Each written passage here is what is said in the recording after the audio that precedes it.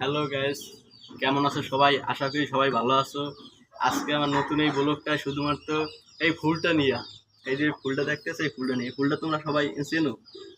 বলো তো এই ফুলটা কি? মা, এই ফুলটা কি? কদম ফুল। কদম ফুল। এই ফুলটা কিন্তু কদম ফুল।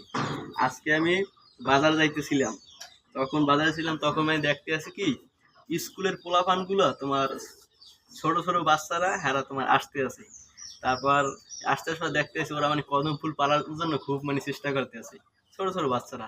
তারপর এক চাচায় তোমার ছাতি দিয়া তারপর মানে পাড়ার জন্য মানে চেষ্টা করতে পারে না। তারপর আমি যে ওদেরকে জিজ্ঞেস করলাম যে কি করো, ওরা বলতে যে কদম ফুল পাড়তে পারি না এই জন্য। তারপর তারপরে আমি এই অগৈ কদম ফুলগুলো পাইরে দিলাম। ওরা খুব খুশি হয়েছে ভাই। তাই ছোট ছোট বাচ্চাকে খুশিগুলো অল্প কিছু করলেই ছোট ছোট বাচ্চাকে মনে আসলে খুশি হয়েছে। তাই এই ফুলটা পাইরে দিচ্ছে ওরা কতটা খুশি হয়েছে।